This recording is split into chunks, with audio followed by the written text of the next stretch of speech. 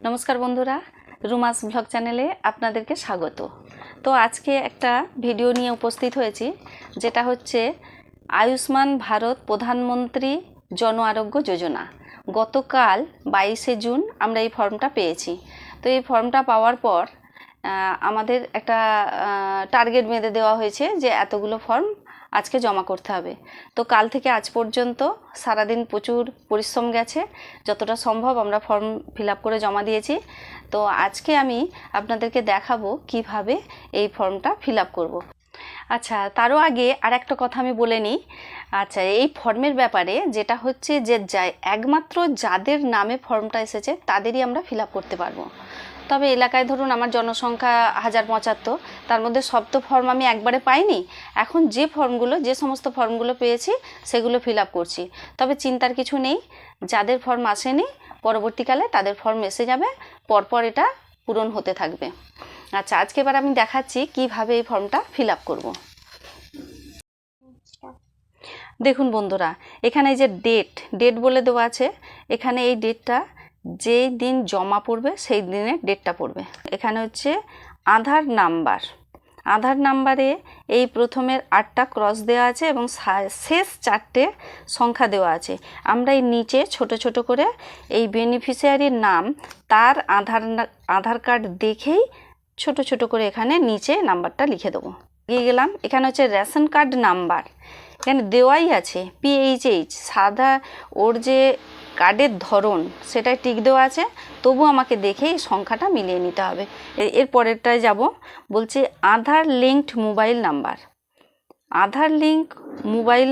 আধার কার্ডে যে মোবাইল নাম্বারটা লিঙ্ক করা আছে সেইটাই দেবো। ঠিক আছে, এটা দিয়ে দিলাম। আচ্ছা, জেন্ডারের ক্ষেত্রে এখানে করাই আছে মেল, যেহেতু আমার বেনিফিশিয়ারি মেল, এখানে মেলেই টিক দেওয়া আছে। আচ্ছা, আধার কার্ড ধরে তারপর ডেট অফ বার্থ দেখে নেব, যদিও দেওয়া আছে তবুও আধার কার্ড দেখে একবার মিলিয়ে নেব। যাব, এবার দিচ্ছে ফুল অ্যাড্রেসের ক্ষেত্রে village, post, PS, full address বলতে যা বোঝায় সমস্তটাই দিয়ে দিতে হবে। হাউস নাম্বার যদি থাকে তাহলে দিতে হবে। ওয়েস্ট বেঙ্গল লিখতেও পারো, নাও পারো, অসুবিধা নেই। আচ্ছা, এখানে ডিস্ট্রিক্ট, আমতার 2 এগুলো সবই দেওয়া আছে। হেড অফ দ্য ফ্যামিলির নাম দেওয়া আছে। টোটাল ফ্যামিলি মেম্বার, সে যে বেনিফিশিয়ারি আছে তার সঙ্গে যে স্বাস্থ্যসাথীর কার্ডের সঙ্গে যতজন যুক্ত আছে সেই টোটাল ফ্যামিলির মেম্বারটা হবে। বেনিফিশিয়ারির যে প্যান নাম্বার তার দিতে হবে। তারপরে এপিক নাম্বারে হচ্ছে ভোটার ID নাম্বারটা, ঠিক আছে। আর এসি নাম্বারটা হলো যেটা হচ্ছে বিধানসভার যে বিধানসভার ক্ষেত্রটা দিতে হবে। আমাদের ক্ষেত্রে যেমন 181 আমতা। আচ্ছা, পার্ট নাম্বার, যার যে পার্ট নাম্বারটা হবে, যে বুথে যে ভোট দেয় সেটাই। আর সিরিয়াল নাম্বার, সে তো সবাই জানেই যে তার ভোটার লিস্টে যে সিরিয়াল নাম্বারটা আছে সে সেটাই দেবে। ঠিক আছে, এবার চলে গেলাম স্বাস্থ্যসাথী ডিটেলস। এবার এই যে নাম্বারটা বেনিফিশিয়ারি আছে তার যে স্ত্রীর নামে যদি স্বাস্থ্যসাথী থাকে তাহলে তার স্বাস্থ্যসাথীর নাম্বারটা লিখে দিতে হবে। ঠিক আছে, এই পাতা আর কিছু করার নেই, এবার উল্টে দিলাম। আচ্ছা, এখানে দেখুন, এখানে আছে ফ্যামিলি ইনকাম 8 লাখ পার ইয়ার। যদি না হয় তাহলে নায়ে টিক দিয়ে দিতে হবে, ইয়েস অর নো। তারপরে হচ্ছে ইনকাম ট্যাক্স যদি দেয় তবে সেখানে ইয়েস অর নো, যা হবে সেটাই দেবে। আর SIR এর ক্ষেত্রে 26-এ, এখানে সবই না হবে, কারণ আমাদের এখানে তো SIR বা ট্রাইব্যুনালে গেছে, CN কিছুই হয় না, এগুলো সবই না হবে। আচ্ছা, এই একটা বিষয় যেটা হচ্ছে beneficiary name deleted form Annapurna Yojana beneficiary list, এখানে 25 বছরের নিচে এবং পুরুষের ক্ষেত্রে সবেতেই ইয়েস হবে, কারণ তারা তো এতে পাওয়ার একদমই যোগ্য নয়। আর মহিলাদের ক্ষেত্রে যদি 60 বছরের ঊর্ধ্বে হয় তবে সে এখানে ইয়েসে যাবে, আর যদি বয়সটা 25-এর নিচে হয় তবেই যাবে। বাচ্চাদের ক্ষেত্রে একই হয়ে গেল। Person not alive or